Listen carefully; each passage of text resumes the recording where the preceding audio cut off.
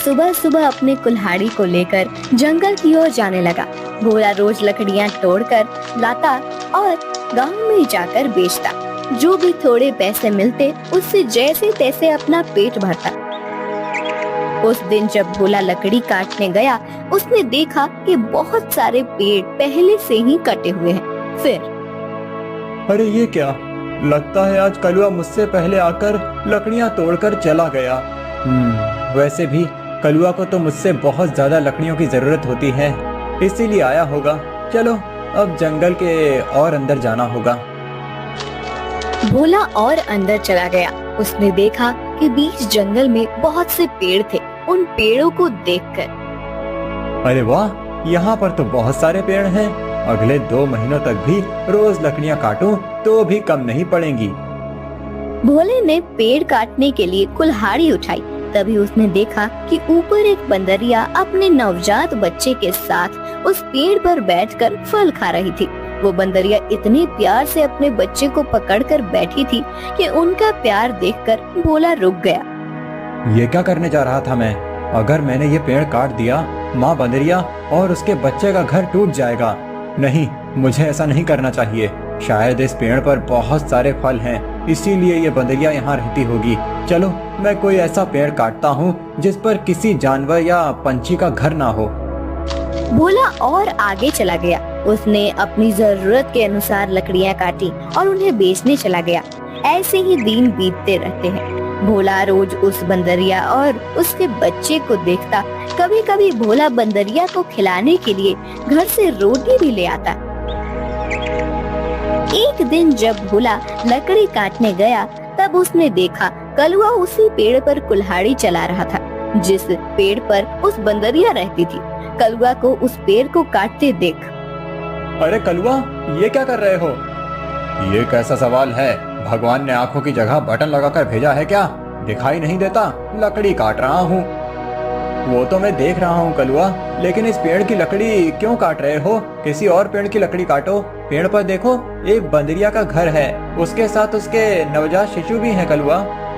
तो क्या हुआ? वो बंदरिया किसी और पेड़ पर चली जाएगी। इतने सारे पेड़ तो हैं। लेकिन कलुआ, लेकिन वेकिन कुछ नहीं। चल निकल जा यहाँ से। आया बड़ा मुझे सिखाने वाला। और सुन, इस पेड़ को तो पूरा मैं ही काटूंगा। ये ध्यान रखना, तुझे चाहिए तो कहीं और चला जा, नहीं तो ये देख रहा है ना कुल्हाड़ी, मुझे जरा सी भी देर नहीं लगेगी इस कुल्हाड़ी को तुझ पर चलाने में। कलुआ पेड़ काटने लगा। भोला बेचारा चाह कर भी कुछ नहीं कर पाया और आगे चला गया। दोपहर के समय जब भोला जंगल से लौट रहा था, तब सपने देखा कि कलुआ ने वो पूरा पेड़ काट डाला था। भोला को बहुत बुरा लग रहा था। तभी उसकी नजर पेड़ के एक बड़े लकड़ी के नीचे गई। वो बंदरिया उस लकड़ी के नीचे मरी पड़ी हुई थी। उसे देख भोला के आंखों में आंसू बहने लगे। भोला को लग रहा था कि शायद उसके बच्चे की भी मौत हो गई है। भोला उस बंदरिया के पास गया। तभी उसने देखा कि बंदरिया ने मरते हुए भी अपने बच्चे को अपने गोद में सुरक्षित रखा था। हे भगवान, तेरी महिमा अपरंपार है। इस बंदरिया ने मरते हुए भी अपने बच्चे को गोद में सुरक्षित रखा है। सच में माँ आखिर माँ ही होती है। लेकिन अब इस बच्चे का क्या होगा? कलुआ भी कितना दुष्ट है। मैंने बताया था उसे इस पेड़ पर इस बंदरिया का घर है, लेकिन उसने मेरी बात नहीं सुनी। फिर भोला ने गड्ढा खोदकर बंदरिया के शव को उस गड्ढे में डाल दिया। फिर उसके बच्चे को अपनी गोद में उठाकर अपने साथ उसे घर ले आया। उस दिन एक बात से भोला अपने छोटे भाई की तरह उस बंदर को साथ रखने लगा। एक दिन भोला लकड़ी काटने गया था।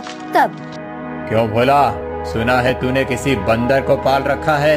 अरे खुद का पेट तो तुझसे भरता नहीं, अब उस बंदर को क्या खिलाएगा? वो वही बंदर है कलुआ, जिसकी माँ के तुम हत्यारे हो। मैंने तुम्हें कहा था कि उस पेड़ पर उस बंदरिया का घर है, फिर भी तुमने वो पेड़ काट दिया। वो बंदरिया पेड़ से गिरकर मर गई, इसीलिए मुझे इंसानियत के नाते उस बंदर को अपने साथ ले जाना पड़ा। अगर मैं उसे नहीं ले जाता तो इस जंगल में ऐसे ही उसकी मौत हो जाती। हाँ तो तू बड़ा दयावान है ना। सारी दुनिया की इंसानियत और अच्छाई एक तुझ में ही भरी हुई है ना। कलुआ, मेरी तुमसे विनती है कि आगे से तुम कोई भी पेड़ काटते समय थोड़ा ध्यान दो कि किसी जानवर पंछी का घर न टूटे। ए भोला, मैंने पहले भी एक बार तुझसे कहा था कि तू मुझे मत सिखा। जब तूने कुल्हाड़ी हाथ में लेना सीखा था ना, उसके कई साल पहले से मैं लकड़ी काट रहा हूँ। तू कौन होता है मुझे सिखाने वाला? रुक, तुझे अभी मजा चखाता हूँ। ऐसा कहकर कलुआ ने भोला को पीटना शुरू कर दिया। उसे पीटने के बाद भोला को उसने चेतावनी भी दी कि आगे से अगर वो इस गांव में लकड़ी काटने के लिए आएगा तो उसे अपनी जान से हाथ धोना पड़ेगा। बेचारा भोला घर आ गया और बंदर से बात करने लगा। चलो दोस्त, अब इस गांव से हमारा दाना पानी उठ गया है। उस कलुआ ने मुझे पीटकर साफ साफ चेतावनी दे दी है। अब अगर जान बचानी है तो इस गांव को छोड़कर जाना ही बेहतर होगा। चलो, हम कहीं और जाकर हमारी अपनी दुनिया बसाएंगे। भोला बंदर को अपने कंधे पर बिठाकर गांव से कहीं दूर जाने के लिए निकल गया। दिन बीत रहे थे और भोला दर बदर भटकते हुए काम की तलाश कर रहा था। ना तो उसे काम मिल रहा था और ना उसके रहने का कोई ठिकाना था। जैसे तैसे अपने लिए और बंदर के लिए वो एक वक्त का खाना जुटा पा रहा था। एक दिन ऐसे ही वो थक कर एक पेड़ के नीचे बैठा हुआ था। बंदर उसकी गोद में सोया हुआ था। तभी वहाँ एक योगी बाबा आए। प्रणाम योगी बाबा। कल्याण हो पुत्र। एक बात बताओ, तुम इस बंदर को ऐसे गोद में लेकर क्यों बैठे हो? बाबा, इसने अपनी माँ को खो दिया है। इसका इस दुनिया में कोई नहीं है, इसीलिए मैं इसे अपने साथ अपने घर ले आया था। लेकिन हमारे गांव के एक गुंडे की वजह से मुझे गांव छोड़ना पड़ा। अब मैं काम और सर पर छत ढूंढते हुए दर दर भटक रहा हूँ। पुत्र, तुम्हारा हृदय सच में कोमल है। तुमसे किसी का भी दुख नहीं देखा जाता। तुमने इस अनाथ बंदर की जिम्मेदारी लेकर इसे एक परिवार दिया है। तुम अगर चाहो तो मेरे साथ मेरे आश्रम में रह सकते हो। मेरे आश्रम में मेरे कुछ शिष्य रहते हैं और कई बार कितने साधु भी आते हैं। उनके भोजन और रहने की व्यवस्था की जिम्मेदारी अगर तुम उठाओ तो मुझे बहुत आनंद होगा। ये तो मेरी खुशनसीबी है बाबा। मुझे आपके साथ रहने में सचमुच खुशी होगी। लेकिन बाबा, मेरा ये बंदर भी मेरे साथ आएगा। मैं इसे कहीं नहीं छोड़ सकता। हाँ पुत्र, तुम इसके साथ आ सकते हो। भोला बाबा के साथ उनके आश्रम चला गया। भोला अब योगी बाबा के आश्रम में सफाई, भोजन व्यवस्था, हवन की सामग्री ले आना, बाबा जी के शिष्यों की सहायता करना, ऐसे सारे काम करने लगा। भोला का बंदर हमेशा उसके साथ रहता था। योगी बाबा भोला का काम और उसकी काम के प्रति निष्ठा देखकर खुश थे। बाबा हमेशा अपने बाकी शिष्य और साधुओं से भोला की तारीफ करते थे। बाबा जी का एक शिष्य था मानिक, जो भोला की तारीफ से बहुत जलता था। उसे लगता था कि भोला तो एक साधारण लड़का है, फिर भी बाबा जी उसकी बड़ी तारीफ करते हैं। जबकि मैं इतनी पढ़ाई करता हूँ, वेद पाठ करता हूँ, फिर भी बाबा जी को मेरी कोई अहमियत नहीं है। एक दिन माणिक भैया, ये लीजिए, आपके लिए ये ताजे फल लेकर आया हूँ। भोला, आजकल तुम ज्यादा आलसी हो चुके हो। तुम्हें ज्यादा खाना ना पकाना पड़े, इसीलिए तुम ये फल लेकर आते हो। ऐसी बात नहीं है भैया, वो बाबूजी ने आज सबको फलहार करने को कहा है, इसीलिए मैं फल लेकर आया था। भोला बात कर ही रहा था कि तभी उसका दोस्त बंदर आया और उसने मानिक के फल खा लिए। अरे अरे, ये क्या? अरे संभालो तुम्हारे इस बंदर को। पूरे आश्रम को सर पर उठाकर रखा है। ये बंदर मेरे फल खा गया। भोला, अभी के अभी इस बंदर को भगाओ इस आश्रम से, नहीं तो मैं योगी बाबा से इसकी शिकायत करूंगा। मानिक भैया, मैं आपसे माफी मांगता हूँ और आपके लिए और फल लेकर आता हूँ, लेकिन मेरे इस भाई को मैं अपने से अलग नहीं कर सकता। मानिक को भोला पर बहुत गुस्सा आया। उसने योगी बाबा से भोला की शिकायत की, लेकिन बाबा जी ने भोला का पक्ष लेकर मानिक को ही सुना दिया और ध्यान मग्न हो गए। आज तो हद हो गई। इसकी वजह से गुरुजी ने मुझे डांटा। इसका कुछ करना ही पड़ेगा, लेकिन इस तरह कि मेरा नाम कहीं न जाए और इसकी छुट्टी हो जाए। कुछ दिन के बाद योगी बाबा को उस गांव के राजा ने अपने राजमहल में आने का आमंत्रण दिया। योगी बाबा अपने शिष्यों के साथ भोला को लेकर राजमहल चले गए। राजा ने उनकी बड़ी आओ भगत की। 2 दिन राजमहल में रहने के बाद सब आश्रम लौट गए। फिर 2 दिन के बाद राजा अपने कुछ दास और प्रधान के साथ आश्रम आए। क्षमा करें बाबूजी, यहाँ आकर आपको कष्ट दे रहा हूँ, लेकिन बात ही ऐसी है कि मुझे स्वयं आपकी भेंट लेने आना पड़ा। कोई बात नहीं, आपके आने का कारण बताइए। समझ नहीं आ रहा कैसे कहूँ बाबूजी, 2 दिनों से हमारी महारानी का नवलखा हार कहीं गुम हो गया है। समझ नहीं आ रहा कि कहाँ गायब हो गया। साफ साफ बताइए कि आप क्या कहना चाहते हैं। क्या हमारे जाने के बाद से वो हार गुम हुआ है? सच कहूँ तो हाँ। मतलब हम में से किसी ने वो हार चुराया है, ऐसा कहना है आपका? नहीं बाबूजी, मैं आप पर शक करने का पाप नहीं कर सकता, लेकिन महारानी की वजह से मुझे यहाँ पर आना पड़ा। महाराज, आपके यहाँ आने की वजह से मुझे कोई आपत्ति नहीं हुई, लेकिन मैं अपने सारे शिष्यों को अच्छे से जानता हूँ। मेरे शिष्यों में से कोई भी चोरी जैसा पाप नहीं कर सकता। फिर भी अगर आपको तसल्ली ना हो तो आप सबकी तलाश ले सकते हैं। राजा के साथ आए हुए दासों ने सबकी तलाशी ली। तब उन्हें भोला की झोली में वो 9 लखा हार छुपाया हुआ मिला। वो भोला को पकड़कर ले गए। छोड़ो मुझे, मैंने कुछ नहीं किया है। बाबूजी, मैं सच कह रहा हूँ, मैंने चोरी नहीं की। भोला, तुमने चोरी की है? मैं सोच भी नहीं सकता था कि तुम इतनी गिरी हुई हरकत कर सकते हो। नहीं नहीं मालिक भैया, मैं सच कह रहा हूँ, मैंने कुछ नहीं किया। मैंने उस हार को देखा भी नहीं था। बाबूजी, ये लड़का रंगे हाथों पकड़ा गया है। अब मैं कुछ नहीं कर सकता। मुझे इसे सजा दिलाने के लिए महल लेकर जाना होगा। बाबूजी, मुझे बचा लीजिए, मैंने सच में कुछ नहीं किया। आप मुझे जानते हैं, मैं चोरी के बारे में सोच भी नहीं सकता। बुरे से बुरे वक्त में भी मैंने चोरी नहीं की, तो अब क्या करूँगा, मेरा विश्वास कीजिए। राजा के दास भोला को ले जाने लगे। तभी उनके पीछे से आवाज आई, रुकिए, मेरे भाई ने चोरी नहीं की है। सबने पीछे मुड़कर देखा। भोला का बंदर पीछे खड़ा होकर बोल रहा था, महाराज, मेरे भाई ने चोरी नहीं की है। ये हार किसी ने जानबूझकर उसके झोले में डाला है। ये क्या, एक बोलने वाला बंदर? हाँ, मैं एक बोलने वाला बंदर हूँ। मेरे बचपन से लेकर भाई मुझसे बात करते आए हैं। ये रोज मुझसे ढेर सारी बातें करते हैं। उन्हें बोलते हुए देख और उनकी बातें सुनकर ही मैंने बोलना सीखा है। मैं दावे के साथ कह सकता हूँ, मेरे भाई ने चोरी नहीं की है। अच्छा, तो तुम दावे के साथ कह रहे हो, तो तुम्हें ये भी पता होगा कि ये हार जानबूझकर इसकी झोली में किसने डाला? हाँ, मुझे पता है, इस माड़िक ने मेरे भाई के झोले में वो हार डाल दिया था। क्या तुम सच बोल रहे हो? नहीं नहीं बाबूजी, ये झूठ बोल रहा है। मैंने सच में चोरी नहीं की है। तुम्हारी लड़खड़ाती हुई जुबान ने सब सच कह दिया है माड़िक। मैं कभी सोच ही नहीं सकता था कि तुम ऐसा करोगे। सच सच बताओ, तुमने चोरी क्यों की? और उसका इल्जाम बेचारे भोला पर डालकर क्या करना चाहते थे तुम? मानिक ने अपनी जलन के बारे में सब सच सच बाबा जी को बता दिया। महारानी के हार की चोरी के जुर्म में मानिक को पकड़ लिया गया। फिर भोला, तुम्हारा ये बंदर सच में बड़े काम का है। ये हमारे राज्य की बड़ी मदद कर सकता है। मैं चाहता हूँ कि तुम इसके साथ हमारे राज्य के गुप्तचर बन जाओ और हमारे शत्रुओं की गतिविधियों पर नजर रखो। इस बंदर पर किसी को शक नहीं होगा और तुम आसानी से सब पर नजर रख पाओगे। इस काम के बदले में तुम्हें बहुत धन दिया जाएगा। राजा जी की बात भोला को सही लगी। योगी जी ने उसमें हामी भरी। भोला अब राज्य का पहला ऐसा गुप्तचर बन गया जिसका साथी एक बंदर था।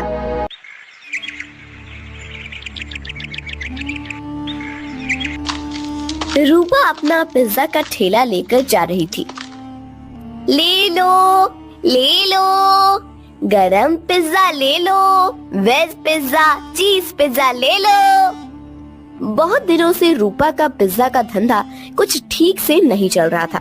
ग्राहक उसके ठेले के पास से गुजरते थे, लेकिन पिज्जा खरीदने के लिए नहीं रुकते थे। तभी वहाँ रूपा के पिता की उम्र का किशोरी लाल आया। किशोरी लाल सीटी बजाते हुए, अरे वाह, आज तो लगता है मेरी नसीब बहुत जोरों पर है। सुबह सुबह चिकनी चमेली के दर्शन हो गए। मेरा रास्ता छोड़िए। अरे रास्ता छोड़े मेरे दुश्मन। हम दोनों के तो रास्ते जल्दी ही एक होने वाले हैं और तुम बोल रही हो कि रास्ता छोड़ दो। ये ठीक नहीं है डार्लिंग। अच्छा, तुम्हें डार्लिंग कहूंगा तो चलेगा ना? वो क्या है ना, मैंने सुना है कि आजकल की लड़कियां को डार्लिंग, जानू, बच्चा ऐसे सब सुनना अच्छा लगता है। तुम बताओ मैं तुम्हें क्या कहकर पुकारूं? कोई जरूरत नहीं है मुझे किसी भी नाम से पुकारने की, जाने दीजिए मुझे। रूपा रास्ता बदलकर जाने लगी। तभी किशोरी लाल ने रूपा का हाथ पकड़ लिया। छोड़ो मेरा हाथ, छोड़ो। अपनी बेटी की उम्र की लड़की का हाथ पकड़ने में शर्म नहीं आती तुम्हें किशोरी लाल? किशोरी लाल नहीं, सुनिए जी कहकर बुलाओ मुझे। और मुझे शर्माने की जरूरत नहीं है, शादी होने वाली है हमारी। तुम्हारे उस जुआरी बाप ने मुझसे कर्जा लिया था, कर्जा नहीं चुका पाया, इसलिए अपना घर उसने मेरे नाम पर दिया। ये तो मेरी रहमत समझो कि मैंने तुम लोगों को घर से बाहर नहीं निकाला। ये करके भी वो रुका नहीं, फिर से जुआ खेलने के लिए मुझसे पैसे लिए और कहा कि अगर पैसे नहीं चुका पाया तो मेरी बेटी से शादी कर लेना। अब एक तो तुम्हारे बाप को कहो कि मेरे पैसे लौटाए, नहीं तो तुम मुझसे शादी करने के लिए तैयार हो जाओ। रूपा मायूस होकर घर चली आई। उसने अपनी माँ भारती को रोते हुए सब बात बता दी। तभी रूपा के पिता, अरे सही तो कह रहे थे सेठ, तुम्हारे तो नसीब खुल गए हैं कि इतने अमीर आदमी से तुम्हारी शादी होगी। नहीं बापू, मैं इतने बड़े आदमी से शादी नहीं करूंगी, चाहे कुछ भी हो जाए। और माँ, आज के बाद मैं नहीं जाऊंगी पिज्जा का ठेला लेकर। रूपा अंदर जाकर रोने लगी। अगले दिन से भारती पिज्जा बेचने जाने लगी। कुछ दिन हो गए, लेकिन फिर भी जितनी जरूरत थी उतना धंधा नहीं हो रहा था। भारती बहुत परेशान हो गई थी। दिन भर पूरे गांव में घूमने के बाद रात को भारती घर जा रही थी। वो एक जगह पर बैठ गई। हे भगवान, और कितनी परीक्षा लोगे हमारी। इतनी मेहनत करके भी पैसे हाथ में नहीं आते। पति है जिसे जुआ खेलने से फुर्सत नहीं मिलती। एक लौती बेटी है, इतनी रूपवती है, लेकिन उसके पीछे वो किशोरी लाल पड़ा है। मेरी बेटी को उस किशोरी लाल के चंगुल से कैसे बचाऊं? पता नहीं ये पिज्जा का धंधा क्यों चल रहा है। अगर पैसे नहीं मिले तो क्या करूंगी? भारती अपने आप से बात कर रही थी। तभी उसके पास एक बूढ़ी दादी आकर बैठ गई। क्या हुआ बेटी, क्यों रो रही हो? क्या बताऊं अम्मा, मेरे जीवन में इतनी परेशानियां हैं कि क्या कहूं। भारती ने अपनी राम कहानी बूढ़ी अम्मा को बताई। बेटा ये लो, कल से तुम ये मसाला डालकर पिज्जा बनाना। देखना, इस जादुई मसाले से जो पिज्जा बनेगा उसका स्वाद के चर्चे दूर दूर तक होंगे। जल्द ही तुम्हारी सारी परेशानियां दूर हो जाएंगी। भारती को वो मसाला देकर बूढ़ी अम्मा गायब हो गई। अगले दिन भारती ने उस जादुई मसाले से पिज्जा बनाया। अरे वाह माँ, आज तो पिज्जा की खुशबू बहुत अच्छी आ रही है। मैं एक खाकर देखूं? वाह माँ, ये तो सच में बहुत अच्छा बना है। कैसे बनाया तुमने ये? इसमें कुछ अलग डाला है क्या तुमने? हाँ, कल रात को ये थक कर उस पुराने खंडर के पास बैठी थी, तभी वहाँ एक बूढ़ी अम्मा आई थी। मैं बहुत परेशान होकर रो रही थी। तभी उन्होंने मुझे मेरे रोने का कारण पूछा। जब मैंने उन्हें हमारे बारे में सब सच बताया, तब उन्होंने मुझे ये मसाला दिया और कहा कि इसमें पिज्जा में डालकर पिज्जा बनाऊंगी तो पिज्जा का स्वाद बढ़ जाएगा। वही मसाला में डाला है अभी इसमें। क्या? उस खंडर के पास?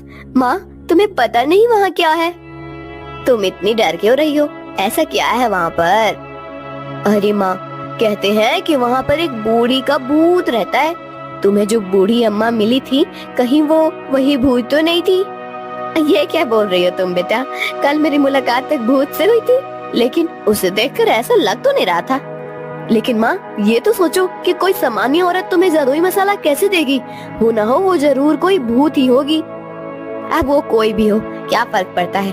अगर उसके इस मसाले की वजह से हमारे पिज्जा की बिक्री बढ़ गई तो अच्छी ही है ना। सोचो, हम उस किशोरी लाल के सारे पैसे चुका देंगे तो उसे तुम्हारा पीछा छोड़ना होगा। हाँ, ये बात तो है। सिर्फ एक बात याद रखना, किसी को कानो कान खबर ना हो कि हमें किसी भूतनी ने जादुई मसाला दिया था। भारती अपना ठेला लेकर निकल पड़ी। जादुई पिज्जा की महक पूरे गांव में फैल रही थी। अरे भारती, आज तो बहुत बढ़िया खुशबू आ रही है तुम्हारे ठेले से। जरा एक दो पिज्जा खिलाओ तो। भारती ने लालचंद को गर्मा गर्म पिज्जा सॉस के साथ दिया। लालचंद पिज्जा खाने लगा। अरे वाह क्या स्वाद है, वाह वाह मजा आ गया।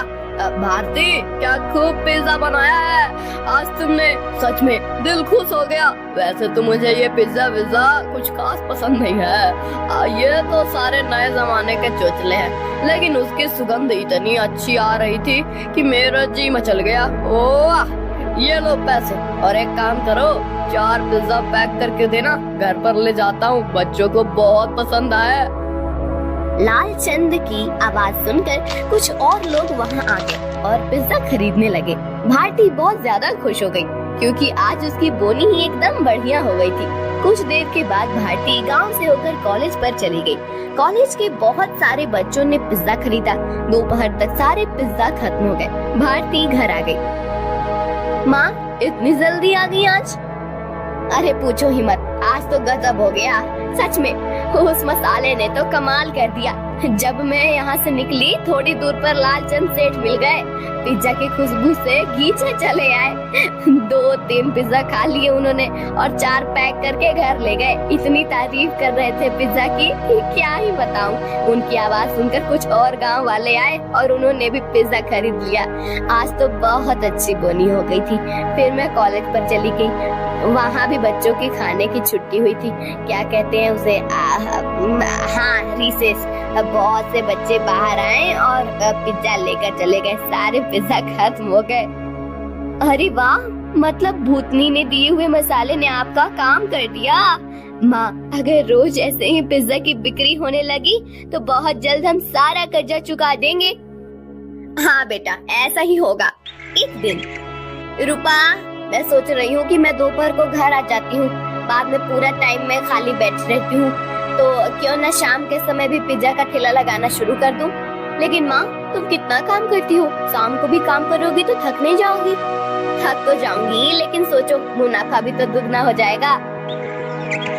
अगले दिन से भारती शाम के समय भी जादुई पिज्जा का ठेला लगाने लगी। उसे दुगना मुनाफा होने लगा। कुछ दिनों में भारती के पास बहुत सारे पैसे जमा हो गए। एक दिन वो कर्ज के सारे पैसे लेकर किशोरी लाल के कोठी पर चली गई। आओ आओ भारती, आज सुबह सुबह मेरी कोठी पर। लगता है शादी की बात करने आई हो। किशोरी लाल, मैं पागल नहीं हूँ जो मेरी रूपवती बेटी का हाथ उसके बाप की उम्र के आदमी के हाथ में दे दूं। बिल्कुल तुम पर ही गई है तुम्हारी बेटी। कुछ दिन पहले वो भी यही कह रही थी, लेकिन शायद तुम दोनों को अभी तक समझ नहीं आया है कि रमेश ने ही मुझसे वादा किया है कि अगर उसने लिए हुए कर्जे को वो चुका नहीं पाया तो वो रूपा का हाथ मेरे हाथ में दे देगा, और तुम लोग तो मुझे पैसे वापस करने से रहे। तो तुम्हारे पास चारा ही क्या है? अपने सपनों से बाहर आओ किशोरी लाल। कहीं ये कांच का सपना टूट गया तो उस टूटी हुई कांच के टुकड़े आँखों में चुभ जाएंगे और आँखों से खून बहने लगेगा। ये लो, मैं पैसे लेकर आई हूँ, तुम्हारा सारा कर्जा सूद समेत लौटा रही हूँ। क्या? कैसे? वो भी इतने सारे पैसे आए कैसे तुम्हारे पास? ये ले तेरे पैसे, और आगे से मेरे दरवाजे पर आने की जरूरत मत करना। और हाँ, मेरी बेटी को आंख उठाकर भी मत देखना आज के बाद। भारती किशोरी लाल के कोठी से चली गई। किशोरी लाल अपने कंप्यूटर के सामने बैठकर स्टॉक एक्सचेंज में ट्रेड करने लगा। कुछ दिनों के बाद भारती को कॉलेज के कैंटीन में पिज्जा बनाने का काम मिल गया। उसने अब पिज्जा का ढाबा शुरू कर दिया था। दोपहर में भारती कॉलेज के कैंटीन में काम करती थी और शाम को रूपा के साथ मिलकर अपना पिज्जा ढाबा चलाती थी। एक दिन किशोरी लाल के कोठी पर, पापा आप ऐसे सर पर हाथ रखकर क्यों बैठे हैं? क्या बताऊं बेटी, कुछ दिनों से शेयर्स लगातार गिर रहे हैं, मुझे बहुत बड़ा लॉस हो गया है। क्या? तो अब आप क्या करेंगे? आप अब क्या, जितना भी पैसा बचा है उसे भी लगा देता हूँ। अगर 2 दिनों में शेयर्स ऊपर चले गए तो डूबे हुए सारे पैसे वापस मिल जाएंगे। लेकिन अगर ऊपर नहीं गए तो? शुभ शुभ बोल कल हुई। एक तो मैं पहले ही इतने टेंशन में हूँ और तू ऐसी बातें कर रही है। जा अब यहाँ से। 3 दिन बीत गए लेकिन शेयर मार्केट ऊपर नहीं आया। किशोरी लाल के बच्चे खुद से पैसे भी डूब गए। उसे अपनी कोठी भी बेचनी पड़ी। अब किशोरी लाल रास्ते पर आ गया था। किशोरी लाल को लॉस से इतना धक्का लगा कि उसकी हालत बहुत खराब हो गई और उसने बिस्तर पकड़ लिया। घर की जिम्मेदारी अब सीकल पर आ गई। गांव में ही एक छोटे से टूटे फूटे घर में दोनों रहने लगे। 3 महीने के बाद, पापा ये लीजिए, दवाई पी लीजिए। बेटा, दवाई के लिए पैसे कहाँ से आए तुम्हारे पास? पापा मैं एक जगह करती हूँ, उससे जो पैसे आते हैं उसी में दवाई लेकर आई हूँ। और पापा मैंने इस घर का किराया भी दे दिया है और खाने के लिए राशन भी भर दिया है। अब आप सो जाइए, मुझे काम पर जाना है। ये सब उस भारती की वजह से हुआ है। जिस दिन से वो आकर मुझे खरी खोटी सुना कर गई, उसकी बेटी भी हाथ से चली गई। मैं छोड़ूंगा नहीं उस भारती को। पापा आप तो समझिए, इसमें भारती चाची की कोई गलती नहीं है। रूपा मेरी उम्र की है। उसके साथ शादी की बात करने के बारे में सोचते हुए आपको ही शर्म आनी चाहिए थी। कौन सी माँ चाहेगी कि उसकी बेटी की शादी ऐसे आदमी से हो? मुझे बहुत दया आ रही है उन पर। दया तो उन्होंने हम पर दिखाई है पापा। मैंने आज तक आपको बताया नहीं, लेकिन हमारा घर जो चल रहा है ना, वो उनकी वजह से है। मैं भारती चाची के ढाबे पर ही काम करती हूँ। क्या सच? हाँ पापा, आपने उनके साथ इतना बुरा किया, उनका घर ले लिया, फिर भी उन्होंने हमारे बुरे वक्त में हमें सहारा दिया है। किशोरी लाल शीतल की बात सुनकर हक्का बक्का रह गया। उसने भारती को घर बुलाकर माफी मांगी। रूपा से बदतमीजी करने के लिए रूपा से भी माफी मांगी। शीतल भारती के साथ काम करते हुए पैसे कमाने लगी और धीरे धीरे उनकी भी जिंदगी